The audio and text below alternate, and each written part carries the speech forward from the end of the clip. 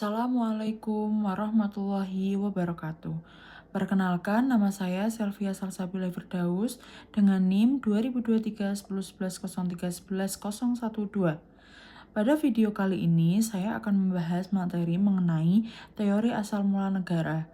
Materi ini penting karena membantu kita memahami bagaimana sebuah negara dapat terbentuk dan mengapa masyarakat akhirnya hidup di bawah suatu pemerintahan. Secara umum, asal mula negara adalah teori-teori yang menjelaskan proses terbentuknya suatu negara. Para ahli memiliki pendapat yang berbeda-beda karena pembentukan negara dipengaruhi oleh kondisi sejarah, politik, sosial, maupun kepercayaan masyarakat pada zamannya. Oleh karena itu, tidak ada satu teori yang dianggap paling benar, melainkan masing-masing memiliki sudut pandang tersendiri. Teori pertama adalah teori ketuhanan. Teori ini berpendapat bahwa negara terbentuk atas kehendak Tuhan. Penguasa atau raja dianggap memperoleh kekuasaan sebagai amanah dari Tuhan, sehingga rakyat wajib mentaati pemerintah. Pada masa lalu, teori ini banyak digunakan untuk memperkuat sistem kerajaan, terutama di Eropa pada abad pertengahan. Namun, dalam negara demokrasi modern, teori ini sudah tidak lagi menjadi dasar utama karena kekuasaan pemerintah diperoleh melalui konstitusi dan kehendak rakyat. Teori kedua adalah teori perjanjian masyarakat atau social contract. Menurut teori ini, negara lahir karena adanya kesepakatan masyarakat untuk membentuk pemerintahan yang dapat menjadi ketertiban dan melindungi hak-hak mereka. Sebelum ada negara, manusia hidup dalam keadaan yang disebut state of nature atau keadaan alamiah. Tokoh pertama adalah Thomas Hobbes yang berpendapat bahwa kehidupan manusia pada keadaan alamiah penuh persaingan dan konflik, sehingga manusia membutuhkan negara dengan kekuasaan yang kuat untuk menciptakan keamanan. Berbeda dengan Hobbes, John Locke berpendapat bahwa manusia sejak awal telah memiliki hak-hak kodrati, seperti hak hidup, kebebasan, dan hak milik. Negara dibentuk untuk melindungi hak-hak tersebut. Apabila pemerintah melanggar hak rakyat, maka rakyat berhak mengganti pemerintah.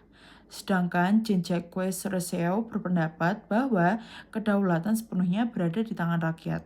Pemerintah hanya melaksanakan kehendak umum masyarakat atau general will. Pemikiran Rousseau kemudian menjadi salah satu dasar berkembangnya demokrasi modern. Teori ketiga adalah teori kekuatan. Teori ini menyatakan bahwa negara terbentuk karena adanya pihak yang lebih kuat yang berhasil menguasai kelompok lain, baik melalui peperangan, penaklukan, maupun kekuatan militer. Dalam teori ini, kekuasaan menjadi faktor utama terbentuknya negara. Contohnya dapat dilihat pada berbagai kerajaan atau kekaisaran di masa lalu yang memperluas wilayah melalui penaklukan. Selanjutnya adalah teori organis.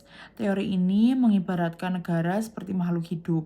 Masyarakat merupakan bagian-bagian tubuh yang memiliki fungsi berbeda, sedangkan pemerintah berperan sebagai pengatur agar seluruh bagian bekerja secara harmonis. Artinya, setiap warga negara memiliki peran penting untuk menjaga keberlangsungan negara, sebagaimana organ-organ dalam tubuh saling bekerja sama untuk mempertahankan kehidupan. Teori berikutnya adalah teori historis. Menurut teori ini, negara tidak terbentuk secara tiba-tiba, melainkan berkembang secara bertahap melalui proses sejarah yang panjang.